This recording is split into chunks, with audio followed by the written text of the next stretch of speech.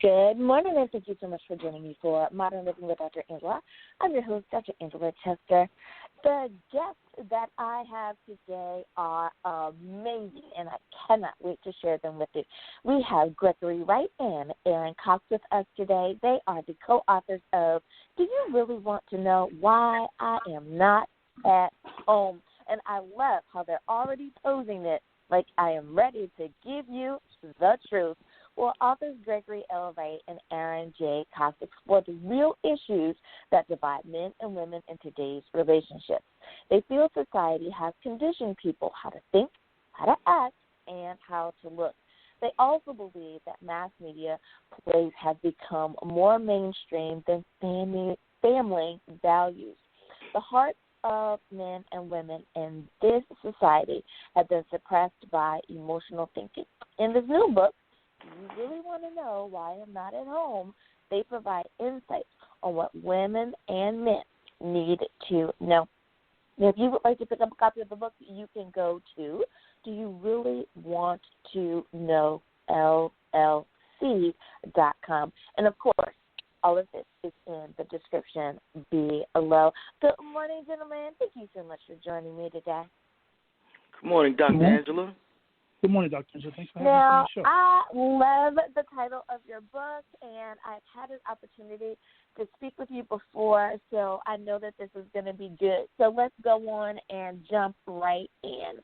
My first question for you is, why is this book appropriate for right now for everyone to pick up a copy? Okay, I'll start and I'll answer that first.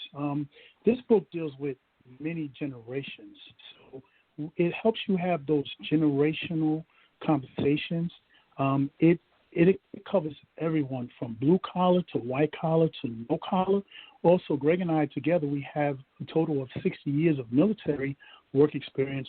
So we incorporated all that into a book that we believe that everyone can see themselves or find something for them or the people that's close to them that they can have a better tomorrow starting today.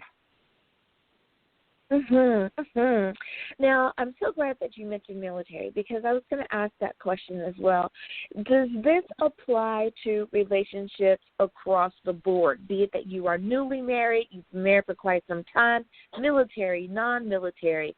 Does it even include clergy and non-clergy members? Yeah, Greg more suited for that answer. Yeah, it encompasses the entire gambit of relationships in all facets of life. I mean, you just take a look at what we have now in this COVID situation and the shelter in place. How would you like to be sheltered in place with someone that you don't get along with that well? If you had peace and harmony in your home, this would be so much better. I mean, your relationship could even grow at this point in time. You are so right about that, and I've even mentioned that just in conversation that let's use this time where we're all together and we've kind of slowed down to a snail's pace to actually use this to learn and to grow. That when we come out of it, that we're better people than we were when we came into Absolutely. it. So I have to agree with you on that. Now, so many times in relationships we find that, let me preface it by saying, as a therapist, of course people come to me all the time with the various issues and concerns that they have. So one concern that people have when they come is, well, you're a woman, you're going to automatically choose the woman's side. So in that mindset, for someone who may be listening, they're going to say, well, you're guys, so you're going to write it from the guy's point of view. How is that fair? So I ask, how do you answer that person? Okay, that's a good one for you, Greg. Well, the fact is, yes, we are men. However, we have talked to, interviewed with, and had candid conversations with so many different women that have the same issues that men do about relationships. And we imparted that in the book because we felt it was vitally important to let people understand how women feel about this situation also. And what I like to add is that the key, some people ask me all the time, what's the key to a good relationship? And I said there are two keys. There's the man and the woman, okay? And the problem is what we just kind of came up with in our talk, is that the perspectives of both people have to be incorporated in the conversation. You just can't have one person's perspective. It has to be both perspectives, and both views have to get pointed out. And if both views are represented in the conversation, those arguments or conversations, they are less tense, they are shorter, and they are resolved. I like that answer. Now, so many times when, as an author, while we're writing, we want to make sure that we kind of place certain things in certain places to make sure that the reader gets these nuggets, if you will. You know, it's like, okay, I need to say this, and I almost need to bold it so that I make sure that they understand this particular point. Are there particular messages or gems or bits of wisdom that you leave along the way to help the reader go from point A to point B, or is this more a book of self-discovery and they discover it just simply as they discover it? Well, you know what? It's like the Bible. Like I tell people, when you read the Bible, you know, actually the Bible is reading you. You don't interpret the Bible. The Bible is interpreting you. So what we did with this book is a spiritualization mirror. Okay, you will see yourself. You will see the things that you could have done better, some of the things that you let go, some of the things that you didn't step up to the plate. So it encompasses, you know, everything from some biblical truths and understanding that we've had. It incorporates military gems and some leadership training that I've been through, a lot of real world things. My experience growing up in poverty in Newark, New Jersey, and my college experiences that we had being over in Desert Storm.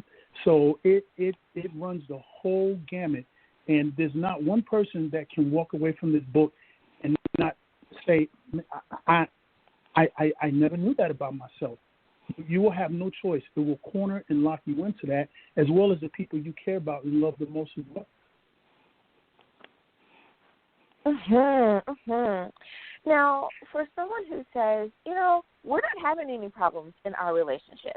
We're going along, and I think we're pretty good.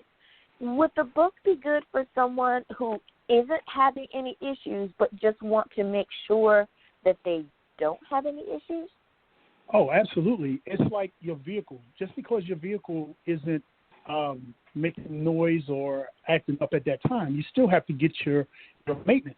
You still have to go in and get your routine maintenance and do your pre-screening, just like you go to the doctor. You don't wait till you're sick to go to the doctor. You go to the doctor before you get sick to make sure that you don't get sick.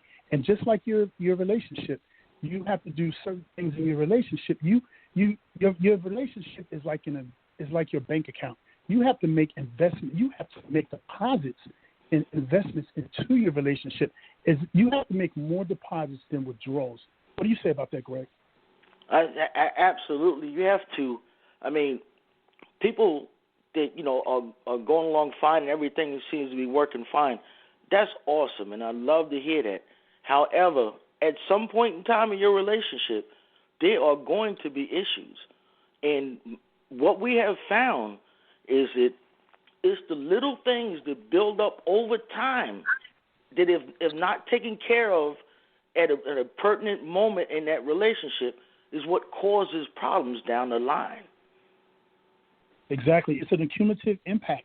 This little thing today may not be, little things become big things. Little things today become big things tomorrow. And we're trying to cut it off in the beginning. We're trying to not let it grow ahead or get to a serious stage if we take care of it now. Exactly. I love that. Now, what if you are confronted with an unknown situation? You know something's going on, but you don't really know, what it is. Like you can't put your finger on it. How do you approach your partner with something like that? Oh, that's a big one for you, Greg. Yes, we have a chapter in our book that deals exactly with that. It's called Stinking Thinking. What we need to do in those circumstances is not confront our partner in an adversarial way or in a way that puts them on the edge like they did something wrong. And please, please, please, always deal with facts, okay? Don't deal with things that is conjured up in your mind, things that have been programmed in your mind through looking at TV and reading certain books and looking at these shows on TV or listening to your friends that would, put little things in your mind. So now when you approach this situation, you already have a preconceived notion like, I know what you're doing and things like that. I mean, that right there will cause you to not be able to get to the real root of the problem. What we need to do is just talk about this thing, but talk about it without all of the emotion and out all of the negative connotation that your mind brings to it. Just deal with the facts. And like I always like to tell people, our facts are our friends, and our opinions and our thoughts are political. I love it. I love what you are saying. And I think this is, for so many people, a different way of thinking about how to address a situation. And I love what you're saying. Now, this is my last question for you, and we have about 2 minutes left in the show, and that is, what bit of wisdom would you share with our listening audience about relationships? I'm sorry, you said wisdom? Yes, what bit of wisdom would you share with our audience? Okay, so wisdom, people get knowledge and wisdom confused. Knowledge is knowing something. Wisdom is actually applying the knowledge that you know.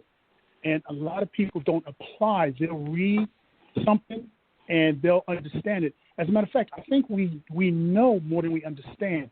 So wisdom actually takes that knowledge and apply it to your daily life to make it better for you and everyone around you. What would you say, Greg? I would say, listen, the most important thing is to just keep this stuff simple. It's not complicated. If it's complicated, there's something wrong. All you have to do is treat people as you would want to be treated. It's just that simple. We have to get back to that. I mean, all you have to do in any situation, before you approach it, how would I like someone to approach me with this? How would I like to, in whatever situation, what would be pleasing to me? And try to apply that to the other person. That's what we have to do. Yeah, because wisdom is every problem is a wisdom problem. And wisdom, great wisdom, is better than currency.